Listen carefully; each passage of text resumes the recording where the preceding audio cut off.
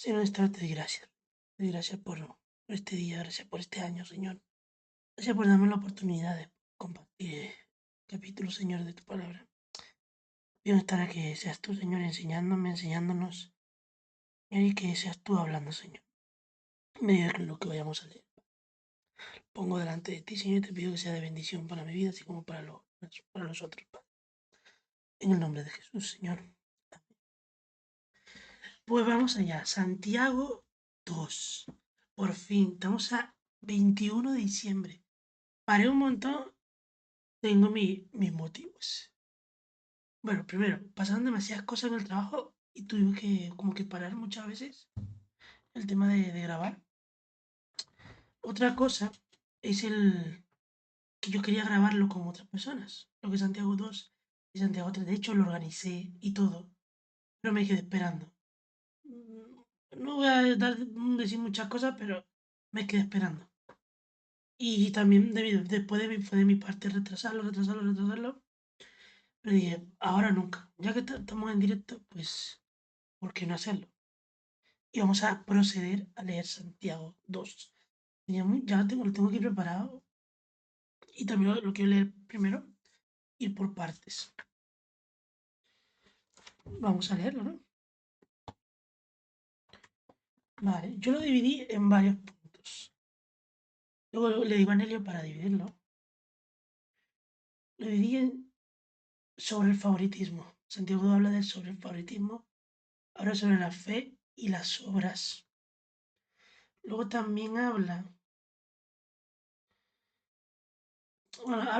de estos dos, pero ¿cómo podemos hacerlo, tener una práctica, una reflexión práctica de estos dos puntos que vamos a leer?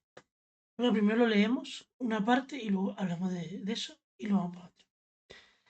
Vamos para ahí. En nombre del Padre, del Hijo y del Espíritu Santo. Amonestación contra la parcialidad. Santiago 2. Hermanos míos, que vuestra fe en nuestro glorioso Señor Jesucristo sea sin excepción de personas. Porque si en vuestra congregación entra un hombre con anillo de oro y con ropa espléndida, y también entra un pobre con vestido andrajoso, y miráis con agrado al que trae la ropa espléndida y le decís, siéntate tú aquí en buen lugar, y decís al pobre, estate allí en pie, o siéntate aquí bajo mi estado. No hacéis distinciones entre vosotros mismos, y venís a ser jueces con malos pensamientos. Hermanos míos amados, oíd. ¿No ha elegido Dios a los pobres de este mundo para que sean ricos en fe y herederos del reino que ha prometido a los que le aman? Pero vosotros habéis afrentado al pobre. No se oprimen los ricos y no son ellos los mismos que os arrastran a los tribunales. No blasfeman ellos el buen nombre que fue invocado sobre vosotros. Si en verdad cumplís la ley real, conforme a la Escritura, amarás a tu prójimo como a ti mismo. Bien hacéis. Pero si hacéis excepción de personas, cometéis pecado y quedáis convictos por la ley y como transgresores. Porque cualquiera que guardare toda la ley pero ofendiere en un punto se hace culpable de todo. Porque el que dijo no cometerás adulterio también ha dicho no matarás. Ahora bien, si no cometes adulterio pero matas, ya te has hecho transgresor de la ley. Así hablad y así haced, como los que habéis de ser juzgados por la ley de la libertad. Porque juicio sin misericordia se hará con aquel que no hiciere misericordia, y la misericordia triunfa sobre el juicio. Vale, esta es la primera parte de Santiago 2, que es increíble, que habla de esto que, que estamos hablando aquí, de la transgresión de personas, transgresión, perdón, la acepción de personas o el favoritismo, le podemos decir, también te digo,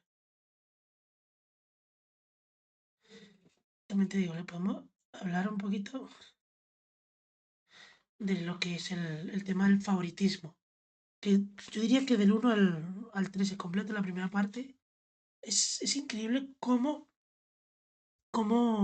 habla de esto y me gusta lo directo que es Santiago. Ahora, ¿por qué? Una de las preguntas cuando estaba leyendo esto la primera vez, me acuerdo la primera que lo leí, me impactó mucho porque hace mucho hincapié en que Santiago habla de los ricos. Y de hecho, mira, algo que yo durante mi servicio en la iglesia todo este tiempo y que he estado sirviendo, hay algo que humanamente siempre se hace sin darnos cuenta. No es acepción de personas, pero es ese favoritismo de por qué uno y por qué otro. Ahora, ¿por qué creemos que Santiago condena tan fuertemente el favoritismo hacia los ricos? Y yo creo que no hace falta ni responderlo con mis palabras, sino tal cual lo que dice aquí. O sea, ¿qué pasa si en tu congregación llega alguien con anillos de oro, buena vestimenta, que diga, hey, este maneja?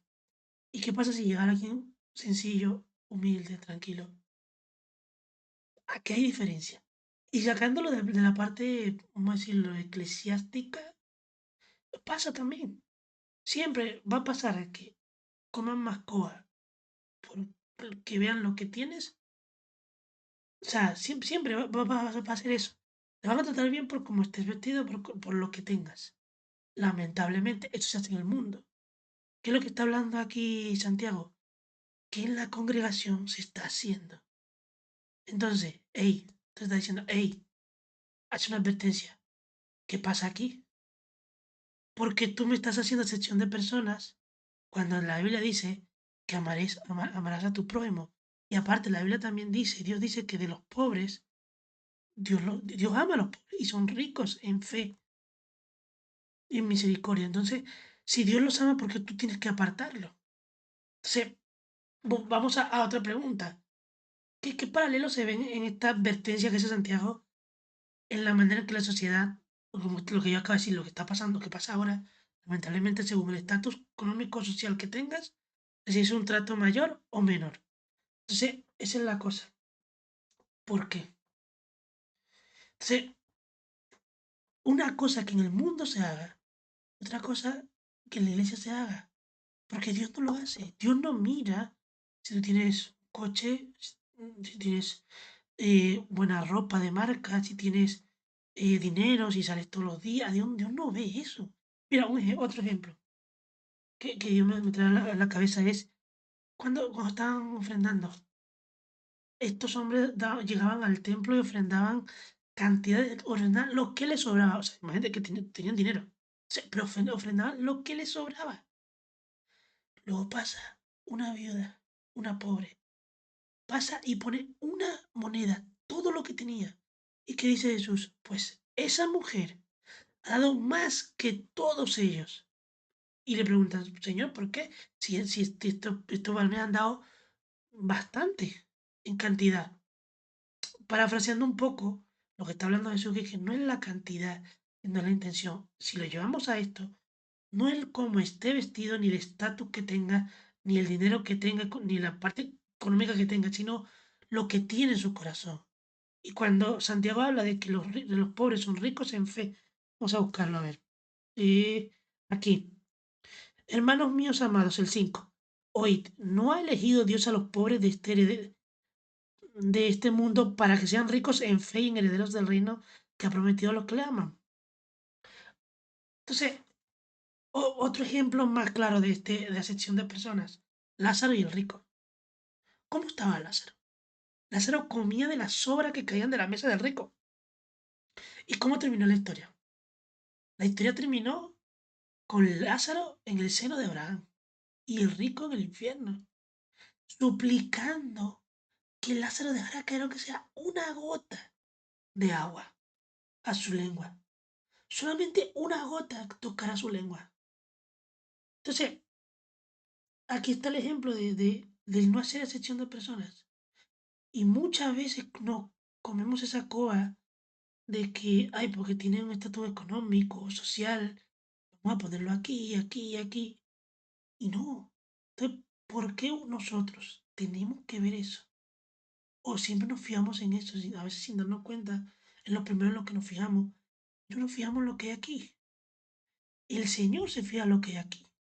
Si el Señor se fija en el corazón, ¿por qué nosotros? No. Entonces, vale, ok, no te fijas en el corazón, pero tampoco hagas excepción de personas ni juzgues mal a una persona. Porque primero no somos jueces. Y eso es muy complicado en esta generación que hoy en día, que es muy complicado no ser juez. Porque la moda, ya sea dentro de o fuera de la iglesia, la moda es juzgar a todo el mundo, hablar de todo el mundo, decir, mira, este tiene tanto, vale, ok, este no tiene, pues chao. Y, y eso no se tiene que hacer. Mira, en los jóvenes se ve mucho esto. El tratar bien a una persona depende de su estatus social o económico. Si tiene dinero o no tiene, si es famoso o no famoso, si es influyente o no es influyente. Y mira, una de las cosas, un testimonio aquí rapidito, llegó un momento en la iglesia cuando estaba hace unos años atrás. Yo ¿cómo decirlo? Mi propósito en servir en ese momento era que me vieran. Era como que tener ese estatus social de decir, mira, el pastor me vio tal gente, me está viendo tal. Y brother, te puedo decir que si me veía mucha gente, pero mi vida personal con el Señor era horrible en el sentido de la tenía súper abandonada porque mi mentalidad y mi propósito era solamente que me vieran, más no solamente que Él me viera. Entonces, eh, pasaron muchos problemas.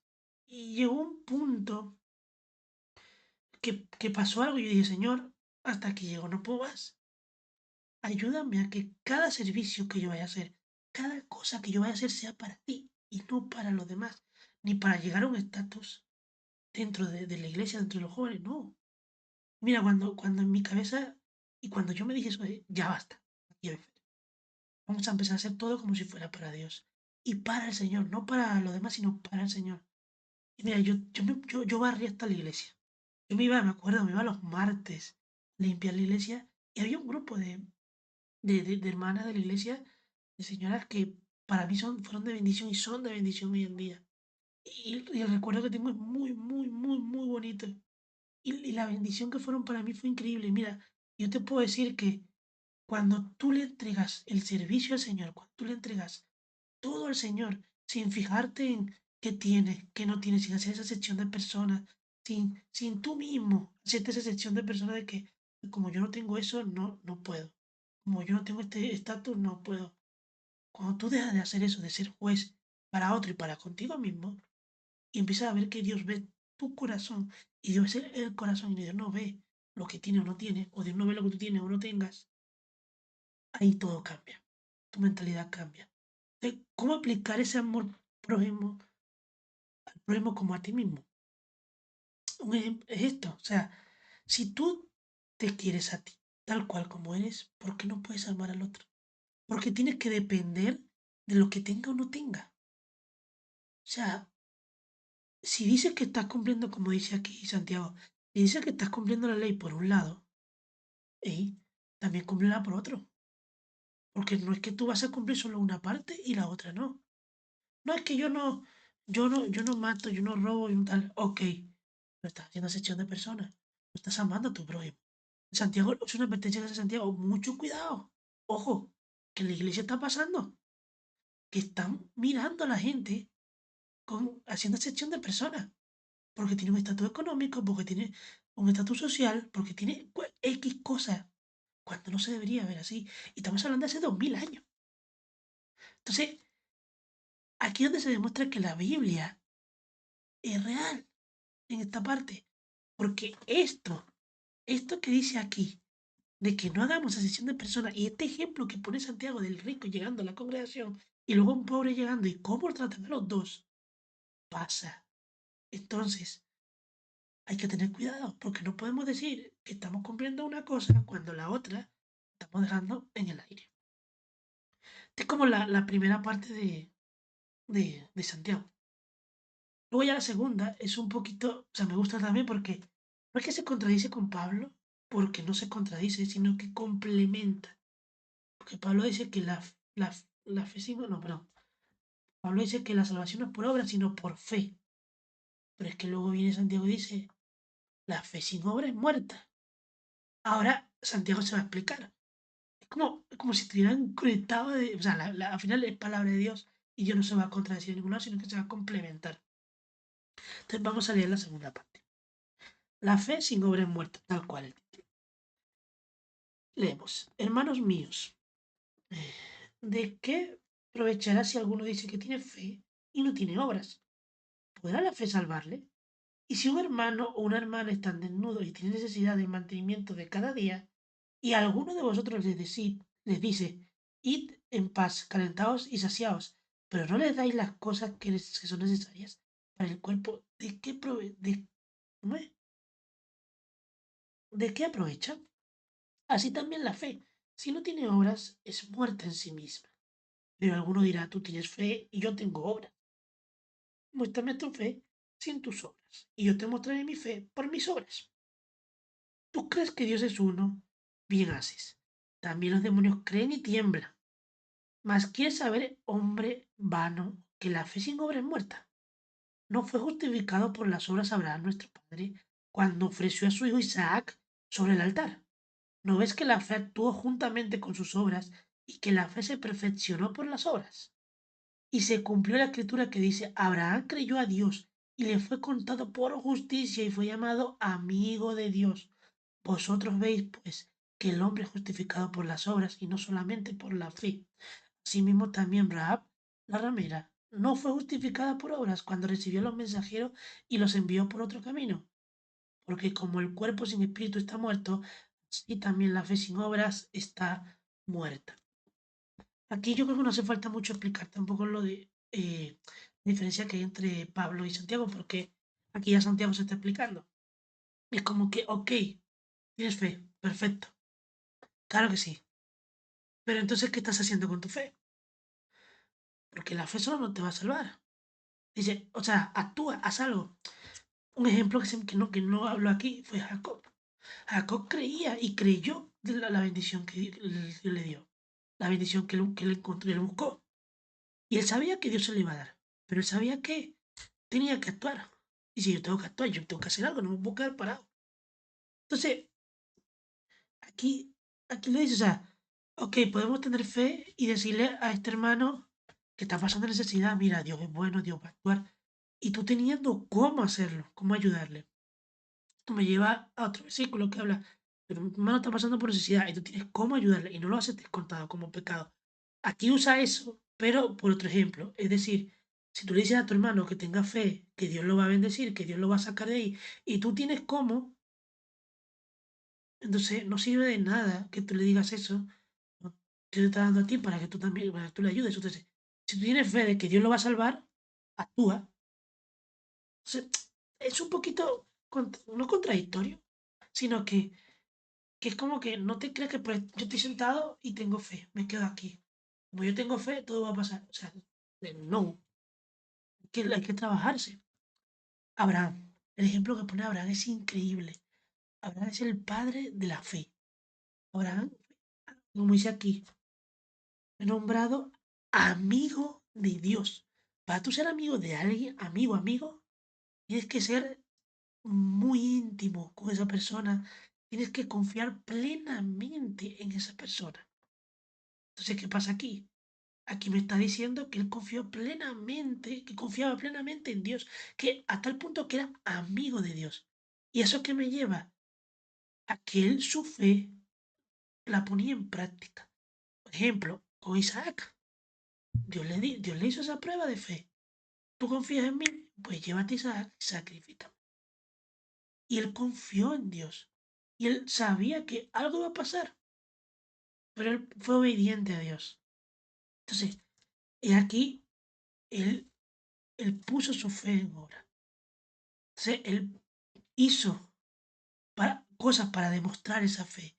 No es de que hagas cosas para ser salvo, que es lo que dice Pablo. No es que las obras te van a salvar, sino que tú esa fe que tienes, y habla tan Santiago, te complementa lo que dijo Pablo, ponla en práctica y demuestra que tú crees en él. Cuando Dios te dice que la fe sin obra es muerta, ok, tú puedes creer en Dios, y dice, los demonios creen y tiemblan, mas no hacen nada en pro. Entonces, si nosotros creemos y tenemos fe en Dios y reconocemos como jóvenes que Jesús es el camino, la verdad y la vida, ¿qué estamos haciendo entonces? ¿Qué estamos haciendo? Porque esa es la cosa, ¿qué estamos haciendo para demostrar, ya no el mundo, sino para demostrar nuestra fe, para demostrar lo que creemos, lo que amamos, lo que anhelamos? Entonces, esa es lo que está diciendo Santiago aquí. Entonces, hay que también atreverse y ser valiente a demostrar esa fe. Hay que ponerla en práctica. O sea, es como un tren. ¿De qué sirve de que tú le estés echando leña y leña y leña y leña, pero no lo arranques? No va a ser nada una máquina que tú le estás alimentando con la fe, pero no la estás poniendo en marcha con las obras. Entonces, ok, Dios me dijo que hiciera esto, pero, ok, tú crees que Dios te... O sea, yo tengo fe de que Dios me va a ayudar, yo tengo fe de que Dios me va a permitir eso, pero ¿dónde está esa lucha, ese trabajo? Entonces, unas preguntas que respondimos ya. Entonces, ¿qué ejemplos nos mostrarían esa fe viva en acción? Me vuelvo y me repito. Es demostrar lo que creemos, demostrar en quién confiamos, demostrar que obedecemos a Dios. Y volvemos al ejemplo de Abraham. ¿Qué fue lo que hizo Abraham? ¿Qué fue lo que hizo Jacob? Luchó. Él creyó que Dios le iba a dar esa bendición. Pero cuando vio el ángel no dudó. Él puso esa fe en obra, luchó literalmente. Obviamente el ángel le podía acabar ahí, pero no. Él luchó y demostró, y no solamente con el ángel, sino con el resto de toda su historia. Él luchó siempre por su bendición. Tuvo fe y luchó, la puso en práctica, la puso en obra. No fue que se quedó parado, sentado, esperando a que llegara. No, como ya yo sé que Dios me la va a dar porque yo tengo fe, me va a llegar. No. Entonces, ahora está la cosa de cómo evitar caer en ese legalismo de, de cuando hablamos de las obras, de que ah, ah, no, pues no es que te vas a hacer salvo porque tú hagas cosas, sino Dios me lo va a dar todo. No, o sea, sí, pero no. No digo sí, pero no, digo es que sí, por la fe eres salvo, que tú crees y confesas al Señor como tu único salvador. Ok, perfecto. Es como habla la Biblia también, como un bebé recién nacido. Tú aceptas al Señor, eres nueva criatura y eres un bebé. ¿Qué hacen los bebés? Empiezan a gatear y empiezan a caminar. Pero mientras lo hacen saben que su padre está ahí. Saben que su padre lo va a guardar y lo va a cuidar. Entonces la cosa aquí es que tienes que seguir avanzando. No podemos quedarnos como un bebé toda la vida. Hablando espiritualmente, o sea, no podemos quedarnos con esa fe de niño, sin ponerla en práctica, sin avanzar. Que Dios te mandó a hacer algo, hazlo. Ejemplo, esto. Yo te soy sincero, al principio, claro que yo sabía y sé que Dios me ha dado todos estos recursos, pero llegó un punto que yo no lo hacía, yo no ponía en práctica esa fe que yo hablaba, o eso que yo decía en los jóvenes, en la universidad. Entonces era como, ¿qué estoy haciendo? O sea, me da igual si me ve una persona, si nada más me veo yo mismo. Cuando la Biblia a mí me dice, cuando Dios a mí me dice, hey, sí, eres salvo por fe, pero también la fe sin obra es muerta. De nada sirve porque es como tener un adorno. Es como Dios me provee todo esto y yo lo tenía aquí, llevando polvo literal. Lo usaba para otras cosas. Entonces, ahí es donde yo demuestro, no a los demás, porque no es demostrar tu obras a los demás. Eso también lo dice. Hey, cuidado con ser egocéntrico y decir, mira, yo hice esto. No, es demostrarle al Señor que que tu fe es verdadera y es plena confianza en Él, que fue lo que hizo Abraham. Entonces, si no es demostrarle a los demás, porque a los demás no les interesa eso, sino es a Dios. Decirle, Señor, aquí estoy. Señor, tú me diste esto, tú me dijiste esto, yo voy a hacerlo. Voy a poner en práctica mi fe, voy a activar esta fe, voy a tener una fe viva, no voy a tener una fe pasiva, dormida, que voy a estar esperando a que todo me llegue. Ok, yo sé que tú puedes hacerlo, pero tú no quieres que yo haga eso. Tú quieres que yo luche, que yo camine, que yo avance. Entonces, eso es lo que quiere Dios, que caminemos. Entonces, aquí en los ejemplos que usó Santiago, Abraham y Rahab. ¿Por qué eligió a estos dos? O sea, vamos a leer el de Abraham, ya hablamos, ahora vamos a hablar del de Abraham. Aquí está. Vosotros veis, pues, que el hombre es justificado por las obras y no solamente por la fe. Ahora, asimismo también Rahab la ramera no fue justificada por obras cuando recibió a los mensajeros y los envió por otro camino. Entonces, ¿qué pasó con Rahab? Ella recibió a los mensajeros de Josué. O sea, ella no solamente creyó, sino que actuó, los escondió y los sacó por otro camino aparte. O sea, ella puso su fe en obra y dice, Señor, yo creo que tú eres la verdad, yo creo que tú eres el Señor de Israel, tú eres el Señor que salva. Porque yo creo eso, voy a hacer esto para ayudar vamos a llamarlo a la causa, para ayudar a que suceda esto, Señor. Y es como, Señor, yo tengo fe de que tú me diste esto, yo tengo fe de que tú me has dado esta promesa, yo tengo fe y yo creo en ti, confío en ti plenamente, y como sé que viene de ti y como sé que yo confío en ti plenamente, voy a actuar en pos de lo que tú me has dicho. Eso es una fe activa. Y el último versículo me encanta y creo que terminamos con este último versículo. Dice, porque como el cuerpo sin espíritu está muerto, así también la fe sin obra está muerta. Mira, yo creo que aquí ya no hay que resumir muchas cosas. Santiago es muy, muy, muy directo y eso me gusta mucho de Santiago. Que él no se calla nada. Y, y estos dos puntos que toca Santiago es esto. ¿Cómo llevar esto a una reflexión práctica? ¿Cómo debería entonces la iglesia manejar el tema de la diferencia entre miembros, digamos, económicas, sociales, que no debería haber? ¿Cómo debería manejarlo? No haberla. O sea, que para mí sí suena como que drástico, rápido, no haberla. ¿De cuándo acá en la Biblia se ha visto que Jesús hizo acepción de personas? ¿O es que al joven rico cuando llegó enfrente de Jesús le dijo, Señor, he cumplido toda la ley, ¿qué más me falta para seguirte? El Señor nunca le dijo que no cumplió la ley y no fue que le hizo un trato especial porque era rico, sino que más bien Jesús le dijo, ok, para dar todo lo que tiene y dar a los pobres. ¿Qué hizo el joven rico? Así como llegó, se fue. Entonces, si Jesús nunca, y los apóstoles no los agarró por del estatus, si nunca hizo excepción de personas, y Dios nunca ha hecho excepción de personas, más bien ha demostrado lo contrario, es decir, lo más vil y menospreciado, los cojo yo para exaltar mi nombre. ¿Por qué se hace excepción de personas en la iglesia? Fácil y sencillo. Somos humanos y no somos perfectos. Pero ¿qué es lo que quiere Dios? Creo que nos dice Santiago aquí, ojo con esto, porque empieza por aquí y termina en otro lado. Y el diablo se mete por el hueco más pequeñito. Entonces, otra pregunta, hablando de lo de la fe sin obras muertas. ¿Se nota más el cristianismo de alguien por lo que cree o por lo que hace?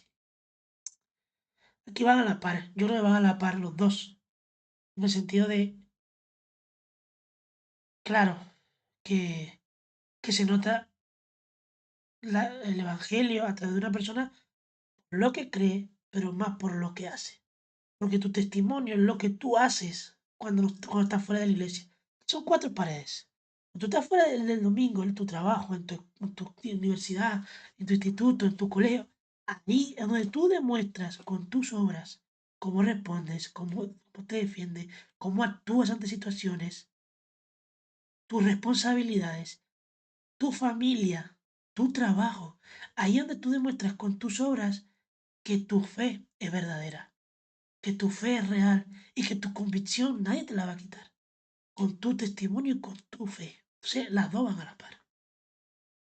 Si tuvieras que definir en una frase las enseñanzas de Santiago, ¡buah!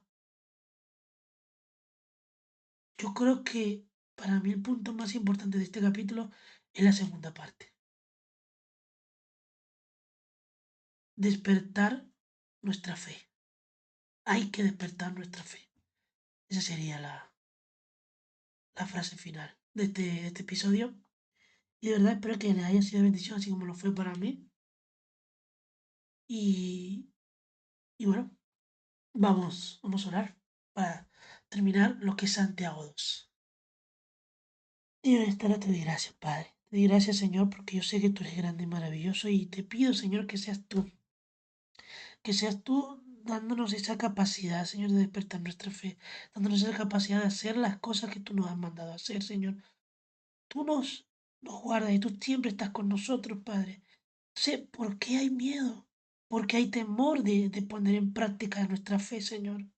Da igual lo que el mundo nos diga, da igual lo que pase, lo que esté pasando o lo que vaya a pasar, Señor. Tú vas a estar con nosotros siempre, así como lo estuviste con Jacob, con Abraham, con Rahab, con todos tus hijos en la Biblia, Señor. Yo sé que tú estuviste en ese momento y estarás con nosotros hasta el fin de nuestros días, Padre. Te pido en esta hora que seas tú caminando con cada uno de nosotros, Padre, y que seas tú ayudándonos a ser más activos y a tener más coraje a la hora de demostrar nuestra fe. Te doy gracias, Señor, en el nombre de Jesús. Amén.